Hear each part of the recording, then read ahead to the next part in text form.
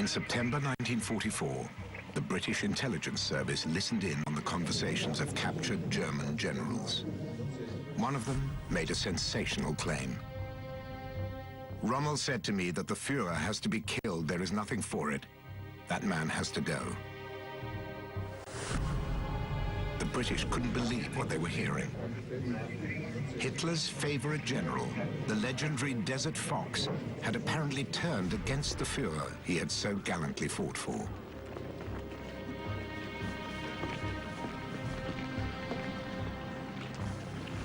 But just a month later, it was the great Field Marshal who was dead. Rommel's funeral was a classic piece of Third Reich pageantry. It was a piece of theatre, essentially. Although that he had insisted he didn't want any political decorations in, during the service, such as swastikas. Of course, what do the Nazis do? They put swastikas everywhere and over his coffin. And of course, what the Nazis were doing, they were trying to show that Rommel had always been loyal to the regime to the bitter end. But it was a lie, and his wife and son had no choice but to go along with it. Das war gespenstisch. It was spooky. We became part of the troupe of actors and pretended that everything was just as it should be. We didn't know how long freedom would prevail, or if it might come to an end relatively quickly following the performance of this theatre piece. Beendet würde. Germans were told he had died from injuries sustained in a car crash. The real cause of his death was covered up. The great general was forced to poison himself. And there's the dead body of Field Marshal Erwin Rommel, one of Germany's finest generals, a man who was revered not just by his own countrymen, but also people like Churchill and Montgomery. And it was a very, very sad end for a man who's often regarded as being one of the greatest leaders of all time. He was the German army's pop idol, a general who signed autographs. A great propaganda asset, his image was used to propagate the myth of German invincibility on the battlefield.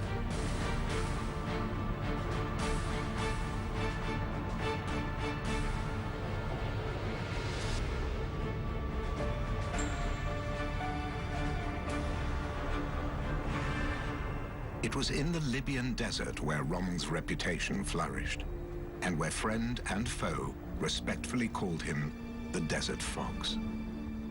Libya was an Italian colony under threat from the British. Hitler had to reinforce his embattled Axis ally. Erwin Rommel and a small division of tanks landed in Tripoli in February 1941.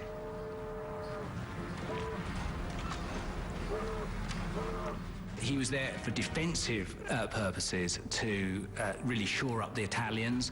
Hitler is worried that a massive Italian defeat in North Africa might lead to his ally being knocked out of the war. So this is a limited liability deployment of a relatively junior, although skilled general, just to make sure that that doesn't happen. So it's a political deployment as much as a military deployment.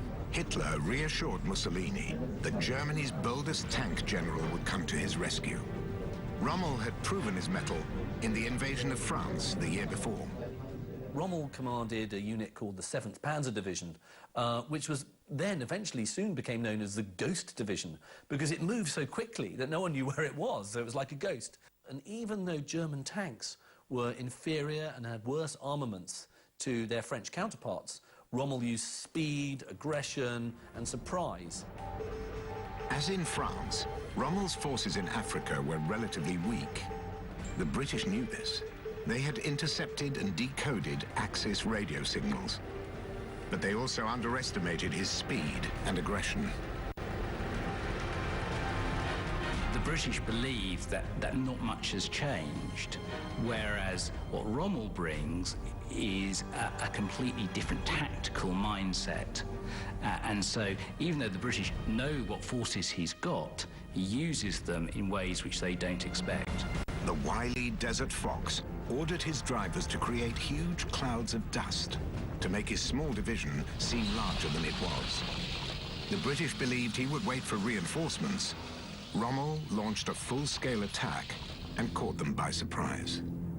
he led from the front, endearing himself to the lower ranks of his Afrika Korps troops. I had the impression that he was really in his element when things got serious.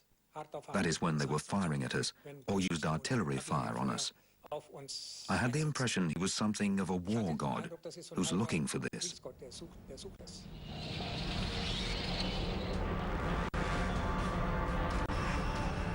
But the war god was once a reluctant soldier. It was Rommel's father who encouraged him to join Germany's Imperial Army in 1910. Rommel entered service as a cadet officer and was eventually promoted to the rank of lieutenant.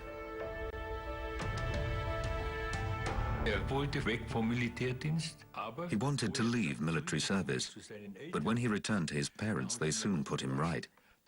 They said you have to have a military career, and they also said that times are hard and you won't easily get a good position in Germany. Stay with it. This is your life.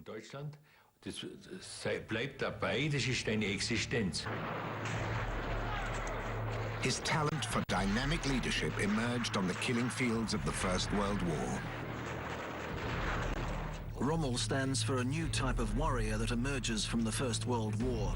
The assault troop fighter, the assault troop leader, people with initiative who knew their own mind and don't shy away from the fight, from the killing and dying.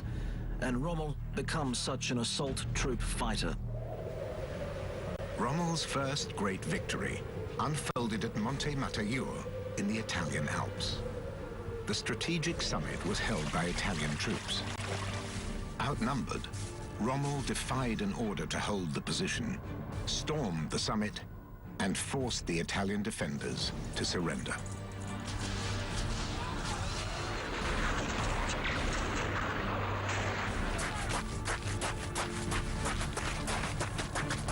Rommel's reputation is very much built as this very, very dynamic, very, very gutsy, aggressive, fast-thinking, fast-acting general. And that really cements his reputation.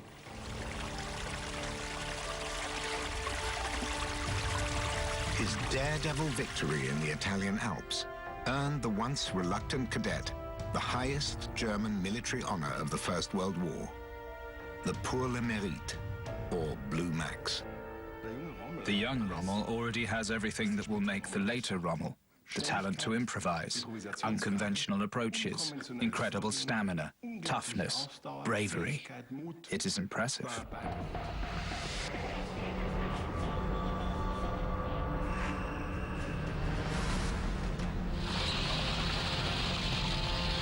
"25 years later, that stamina, toughness, and bravery would once again score Rommel a famous victory against all odds. The wide expanse of sand and rock in the Libyan desert was a perfect setting for the deployment of his kind of unconventional, impulsive tactics. Rommel was what you might call an instinctive general. He understood a battlefield. He sensed when there was weakness. He sensed what you could do, what you couldn't do. He took enormous risks. He gambled a lot in North Africa. In the space of just a few weeks, Rommel's Afrika Korps pushed the British almost 1,000 kilometers east. By April 1941, he was closing in on Tobruk. But the rampant Rommel didn't realize that the port city had been transformed into a fortress ringed with defensive positions. Rommel surrounded it. On all sides, he surrounded Tobruk. And on the other side was the sea. And the only way that we could supply Tobruk was by the sea. The Afrika Korps was in for a shock. Attacking a fortress was new to Rommel. He ordered his troops to smash through the defensive structures.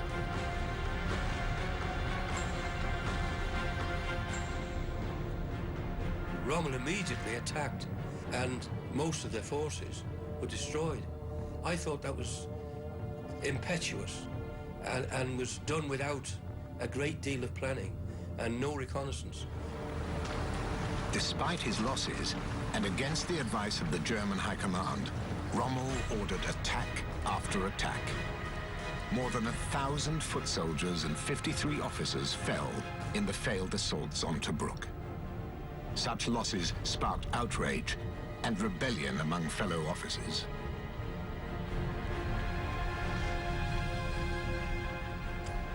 It must have been a colonel or lieutenant colonel. Rommel said, "Why don't you continue to attack?"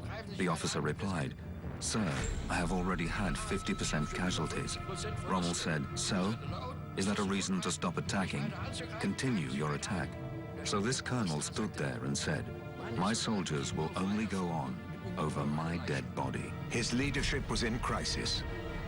As much as his foot soldiers admired him, staff officers became critical. Years later, towards the end of the war, senior officers in British captivity spelled out exactly what they thought of the Desert Fox. On a personal level, Rommel is a great guy, but there is no hint of a strategist. He isn't even a tactician. He can't lead at all. Because he was a very arrogant man and because he was an individual in many ways, he wanted to seek personal glory by taking his division or his corps or his army, out ahead of the rest. And throughout his entire military career, you see that repeated. And as a result, he earned a lot of enemies. One of those enemies would play a role in the downfall of the Desert Fox, General Heinrich Kirchheim. Kirchheim would not forgive or forget an accusation of cowardice.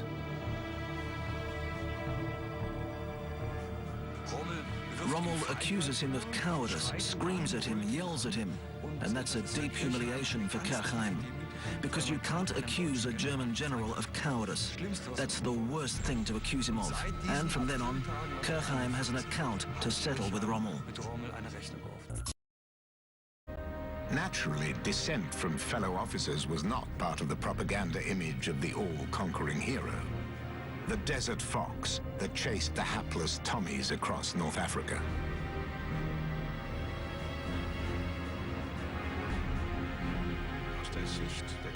Goebbels' propaganda portrays him as a National Socialist general par excellence. This is a man who doesn't ask many questions but acts. He's guided by his own mind and breaks the bands of reality with his will. This is how not just Goebbels, but the National Socialist ideology sees the troop leader of a modern army. He was an incredibly distinguished figure to look at, and because he had, Hitler's confidence, and because he was so highly promoted in all the Nazi rags, he became this, important national figure. Rommel developed a talent for acting. He was a little vain in that respect. And sure, on the other hand, I ask myself which person isn't, or which man isn't. He would throw himself into a posture on a tank, and did in this way support that image.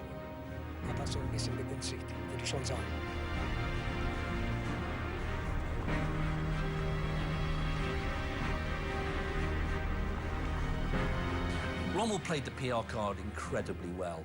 First of all, he looked good. He was the classic lantern-jawed German army officer. He was handsome. He looked good in the uniform. He had a chest full of medals. It wasn't only Germans who the image of the invincible warrior. Many of his British opponents built him up as a tactical genius. The problem for the Allied soldiers who were having to fight Rommel was that they had two things they had to overcome. First of all, they had to overcome their normal fear and anxiety about battle and so on and how they would perform. But then they also had to overcome their fear of Rommel, who seemed to be a kind of military magician, capable of doing things that no other general was capable of doing. One frustrated Allied commander even forbade his troops from mentioning the German field marshal's name. But his fame continued to spread. And like his Führer, Rommel even made it onto the cover of Time magazine.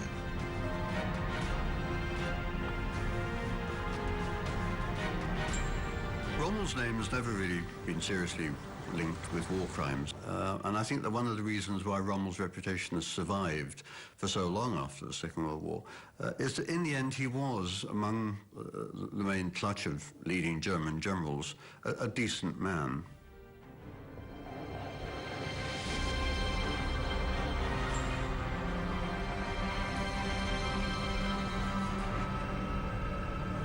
The decent man had sacrificed many troops in a bid to take Tobruk, but the port city remained in Allied hands. In May 1942, Rommel renewed his attacks on the port city. The tanks and infantry of the Afrika Korps were backed up by Stuka dive bombers that pounded the Allied garrison manned by South African troops. The next month, Rommel finally captured Tobruk. He announced the triumph himself. Herr Generaloberst, darf ich behutsam bitten, zu den Operationen hier kurz ein paar Worte zu sagen. Heute krönt die Truppe ihr bisheriges Werk durch Eroberung der Festung Tobruk. Der Sieg der Nation ist sicher.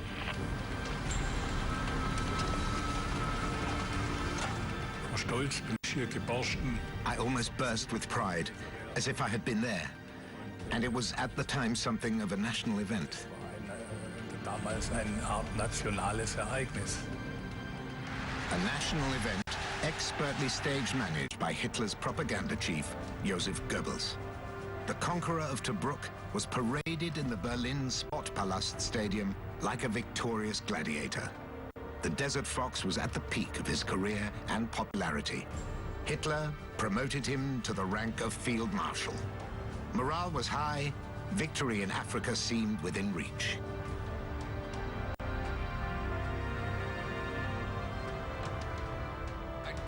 There was boundless optimism, not just with Rommel, but really throughout the entire army, and also amongst the officers. We could already see ourselves in Cairo. We were already talking about which hotel we would go to and where we would live. Which hotel will become our headquarters. Cairo was a long 700 kilometers away from Tobruk. But Rommel had a secret advantage. Long before victory in Tobruk, Axis forces had been able to intercept and decode the communications of a key figure at the British headquarters in Cairo, the American military attaché, Colonel Bonner Fellers. He's very welcome in Cairo because the British are trying to lure the Americans into alliance. Remember, America doesn't enter the war until December 1941. So Bonner Fellers is getting absolutely golden information from the British because they want it transmitted back to Washington, and sadly for the British, the information is going straight to Rommel. Rommel referred to the American attaché as his good source. He could read his communications because of a rare coup by Germany's unpopular Italian Axis ally. Back in September 1941, Italian Secret Service agents slipped into the American embassy. They retrieved the black code of US diplomatic communications without anybody noticing.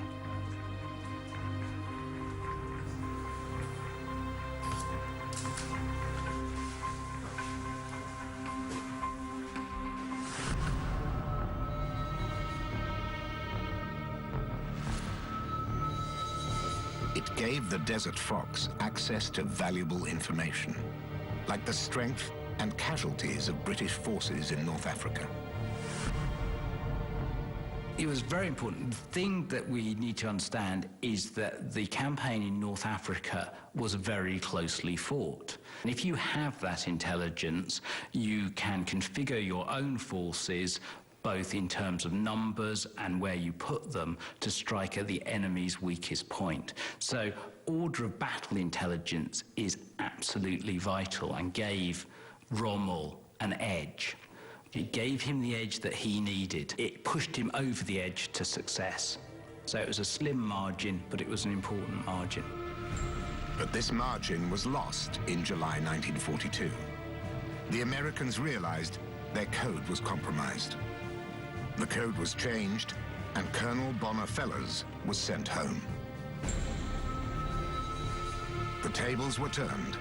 A key German radio reconnaissance team was captured, along with their codes and equipment. The Desert Fox was effectively fighting blind. In just 1.5 years, Rommel pushed British forces back 1,500 kilometers, from Tripoli to a tiny Egyptian railway station in the middle of nowhere, El Alamein. This remote outpost became the British forces' last line of defense. A sprawling minefield was laid to block a German breakthrough to the Suez Canal. A new commander arrived, Bernard Montgomery.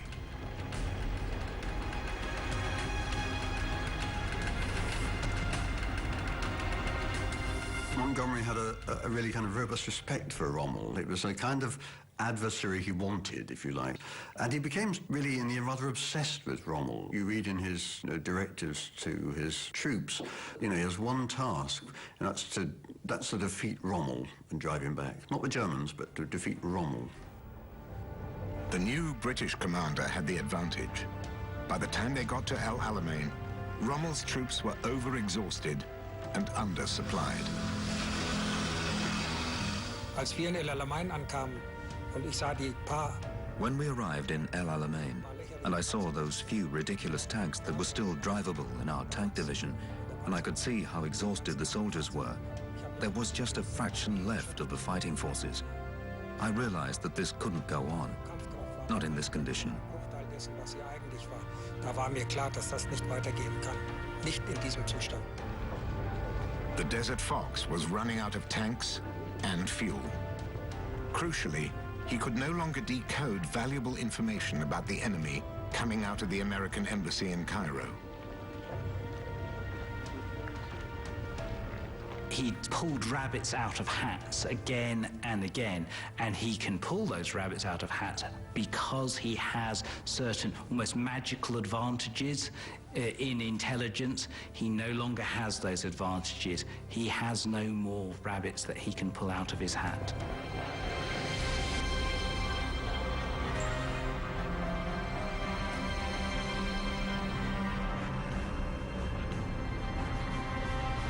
The British counterattack was launched in October 1942.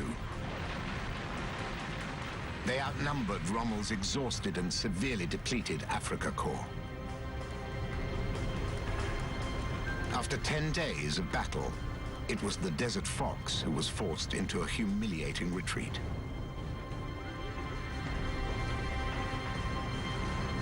The bad news reached Hitler's headquarters. The Führer was adamant, German forces do not retreat. On the 3rd of November, Hitler ordered his Desert Fox to lead a fight to the death. You cannot show your troops any other way than that to victory or to death. Rommel defied his Führer and ordered a full-scale retreat. The Afrika Korps surrendered all of its gains.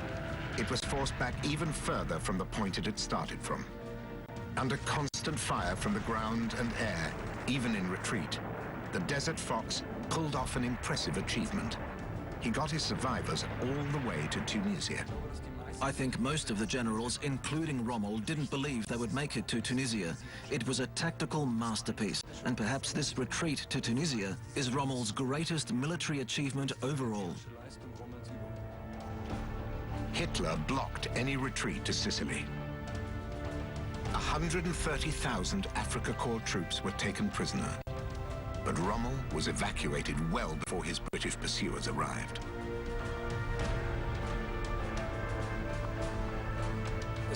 It wasn't a happy goodbye. On his side too, you could see that. But he left with the feeling that this is all over in North Africa. And he probably felt then that it would not come to an overall victory anymore.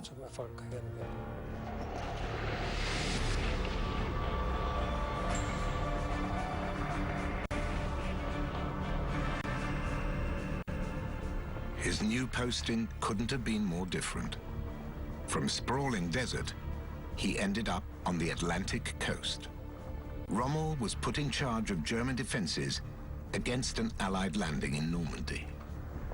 The so-called Atlantic Wall was vulnerable, and so was Rommel's belief in his Führer and the Nazi Reich.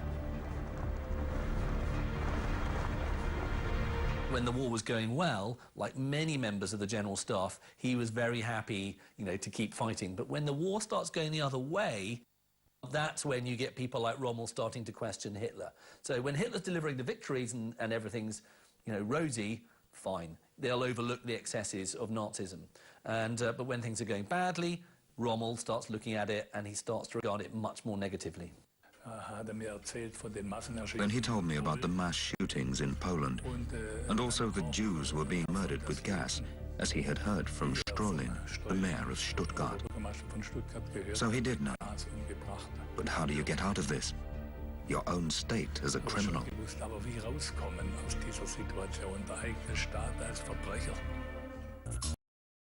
Turned against the German war machine. Even though he was plagued with doubt and the prospect of another defeat, he played the role expected of him. Auf den verfügten Geist unserer Truppe, auf die neue Bewaffnung und die Kampfmittel, die uns in die Hand gegeben sind, können wir den kommenden Ereignissen mit größter Ruhe entgegensehen und brauchen uns keine Sekunde ins Kopf zu brechen, gut oder schlecht geht. Es geht bestimmt gut und ich glaube nicht, dass England ein zweites Mal wiederkommt, wenn hier den Versuch macht. In private, the great Field Marshal, once Hitler's favorite, was becoming increasingly critical of Hitler, the war, and German defenses.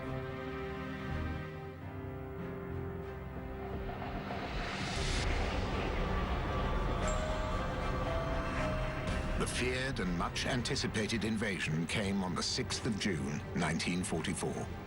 The Atlantic Wall crumbled. The D-Day landing forces established a bridgehead on the Normandy coast. Rommel now faced the combined might of Allied forces, including a vast array of American military hardware. Nazi Germany was fighting a losing battle on two fronts. Rommel tried to convince his Führer that for him, the war was over.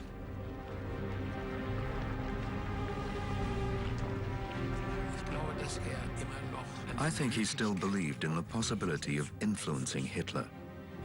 During their meetings, he tried to tell Hitler what it looked like and that they should end it in the West. But Hitler answered, look after your military tasks and not tasks that you are not responsible for. And he pretty much sent him away. Germany was losing the war, but making his Führer face that fact was one battle the Desert Fox couldn't win. After what would be his last meeting with Hitler in June 1944, Rommel was approached about an explosive plot to end the war and the Führer's life. Rommel's involvement in the Stauffenberg plot, the famous 20th of July assassination attempt, is shrouded somewhat in mystery, and it's very hard to be definitive. But we do know certain things. We do know that he was approached in France and asked whether he wanted to support it.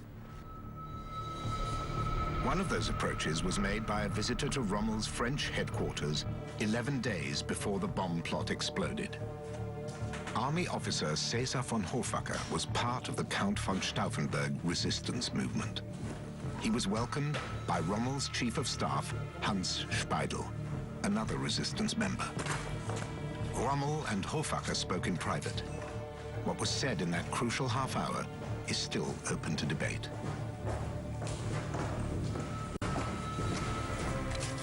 Rommel then spoke to his chief of staff, Hans Speidel.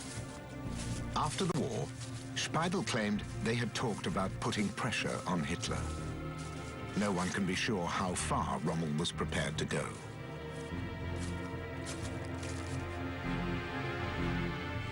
Unfortunately, we only have the statements given by Hans Speidel after the war. You can take these for what they are, the post-war statements of a participant, but of course, also a participant who is interested in shedding an advantageous light on his role in the circumstances of the 20th of July, 1944. One thing is certain. 6 days after the visit, Speidel and Rommel drew up a letter to Hitler. Rommel's thoughts on the situation included an outrageous suggestion to Hitler.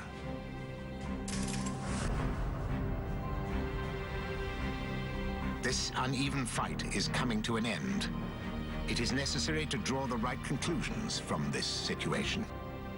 Few, if any, other German generals would dare suggest to the Führer that his war was unwinnable. Rommel signed it with his own hand.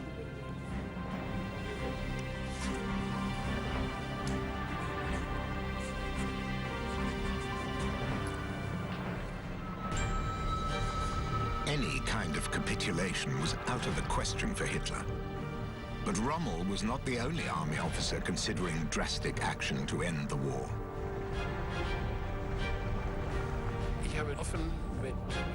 I spoke openly about this with Rommel, that it was necessary to put an end to things soon, in order to let the West march into Berlin, rather than the East.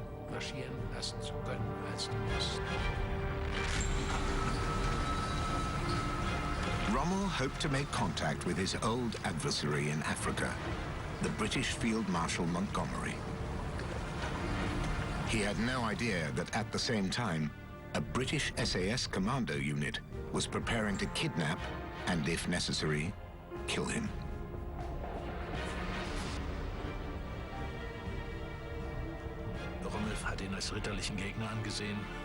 Rommel saw Montgomery as a chivalrous adversary, and in a way he trusted him, which of course also shows that in the end he is politically naive. In the end, he is characterized by the chivalrous military tradition of a bygone time.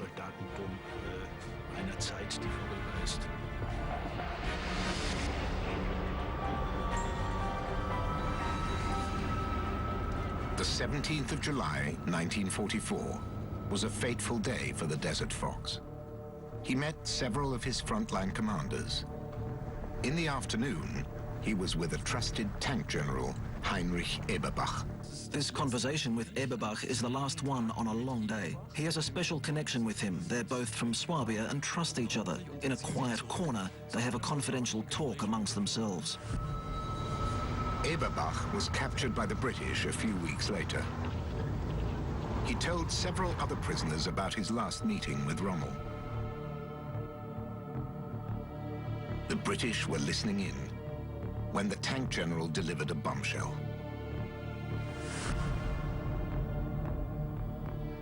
Rommel said to me out there at the front, "There is no option left to somehow sensibly make it through with Germany, other than killing the Führer and his closest associates as soon as possible."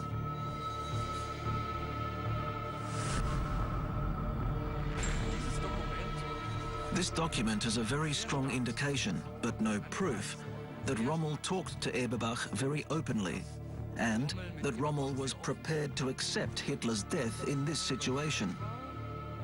Or perhaps even wished for it. But not all historians agree that Rommel really wanted Hitler dead, as British records seem to suggest. In my view, this document contradicts everything we know about Rommel. It doesn't fit his character, it doesn't fit his connection to Hitler, and it also doesn't fit the actual situation of June and July in 1944. Rommel didn't want Hitler killed. I think Rommel was very canny to think that, and he was in some ways much further ahead than the other plotters. I think that, he realized that actually if you killed Hitler, you would make him a martyr. After his talk with Heinrich Eberbach, Rommel was making his way back to his French headquarters when RAF fighters almost eradicated the Desert Fox. Allied aircraft ruled the skies over Normandy. Driving on open roads was a big risk.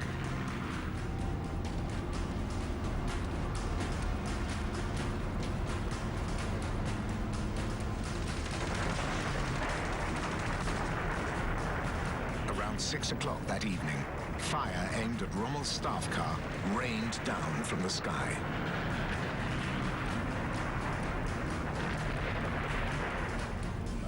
My father was catapulted from the car, covered in splinters. We were glad that my father had survived. My mother told me that he had been injured. It was another stark indication that Germany was losing the war in the West. But the Desert Fox could not offer the surrender he wanted.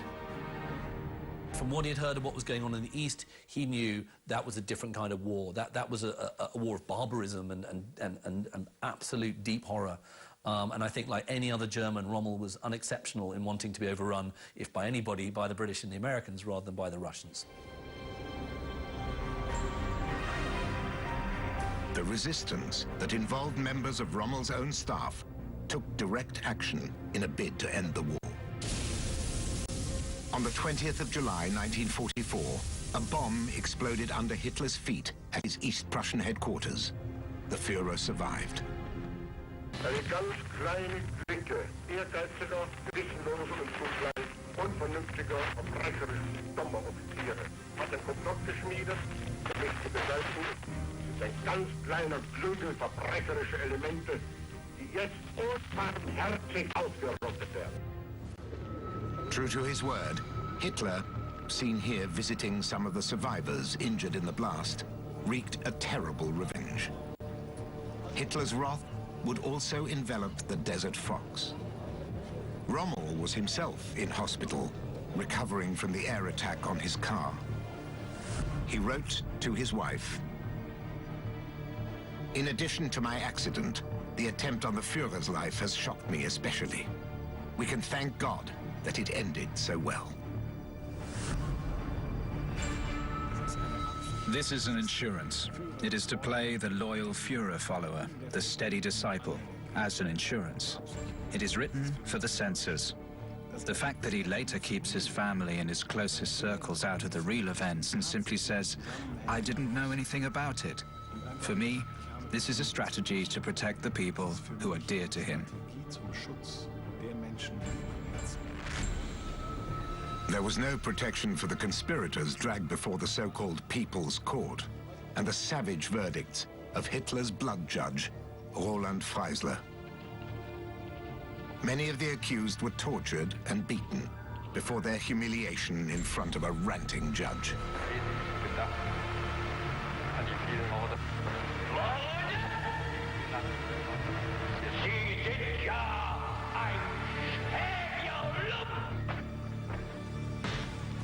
One famous name emerged from the Gestapo interrogations and torture of bomb plot suspects.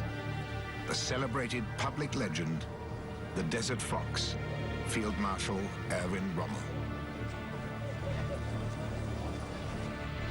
Rommel represents a huge figure in the regime. He's a very popular, charismatic figure. He's seen as the embodiment of German military success. So what are they going to do? Are they going to put this man on trial? You know, Germany's most famous field marshal is actually a traitor. Are they really going to allow that to be, you know, seen out in the public sphere in a trial? Perhaps that's why Hitler hesitated. Either way, an alternative had to be found to deal with a celebrity implicated in the bomb plot. 2 months after the assassination attempt, senior German army officers convened a so-called Court of Honor, or Ehrenhof. It was to identify any suspects still within the ranks and pass them on to Hitler's executioners. Rommel was one of those whose fate had to be decided. If you look at the composition, they are all no friends of Rommel. I put this very carefully. They decide over Speidel or Rommel. There is only an either-or in this case. Speidel or Rommel. The Gestapo claimed that during questioning, Speidel admitted he'd heard about the plan to attack Hitler and that he'd passed that information on to his superior, Rommel. That made the Desert Fox responsible. After the war, Speidel denied that he'd ever implicated his boss. Any record that he did has never been found. Speidel or Rommel, it was up to the Court of Honor to decide. An old adversary had a deciding vote, Heinrich Kirchheim, the officer Rommel had accused of cowardice back in Africa in 1941. Kirchheim apparently became very vocal during the course of the investigations, that Rommel must have had insights. And the way I see Kirchheim was that this news pleased him. Kirchheim still had to settle a number of accounts with Rommel. He didn't forget the humiliation in April-May of 1941.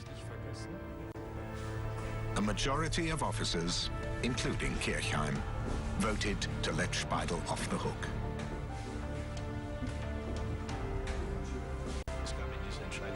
This is a death sentence for Rommel. From Hitler and his accomplices' point of view, he must have been involved in the 20th of July bomb plot. That is the forced conclusion.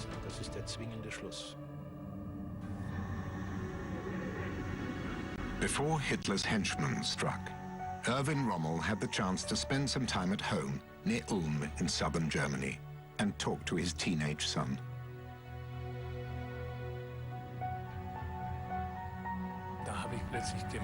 I suddenly realized that there are serious sympathies for the conspirators, and that he was shocked that they had been excluded from the army and hanged. The wily commander seemed to sense that the noose around his own neck was getting tighter. Then there were these Gestapo men in front of the house, day and night in their car. And my father said, "We won't make it so easy for them that I will let myself be shot." And he ordered a military guard that took over his house. So it became increasingly obvious that he was somehow involved in all this.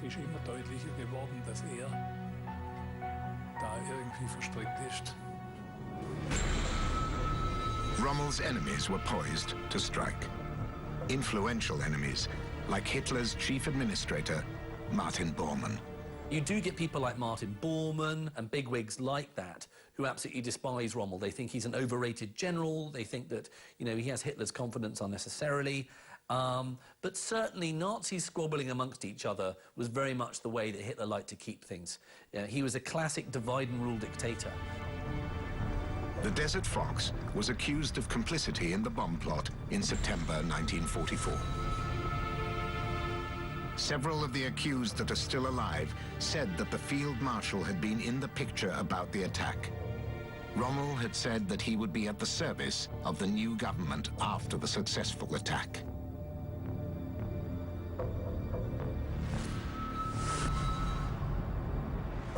A human being is being denunciated here, even with small issues. It says in this file he is very vain. He has glasses but only uses them to read maps. Grubby. Someone is letting go of his hatred. After speaking to Hitler, Martin Bormann left the final act up to the senior army general dubbed Hitler's lackey, Field Marshal Wilhelm Keitel. His former enemies put together a pact against Rommel. It starts at the Ehrenhof and ends in Hitler's immediate surroundings with Bormann and Keitel. On the 14th of October 1944, the death envoys finally arrived at the Rommel family home. There are two German generals from Hitler's staff called Burgdorf and Meisel, and they explained to him that he has two options. He can either face the People's Court and be tried for his involvement in the Stauffenberg bomb plot and face the ignominy and the disgrace, and his family might be sent to a camp. There'll be no pension for his family, and his name will be dirt forevermore in the Third Reich. Or his other option is to use this little vial of cyanide. He was really agitated. He was also pale, but in control. His voice didn't waver, and this seemed the best solution to him. He said that nothing about the real events could become public, otherwise the family is gone without trace.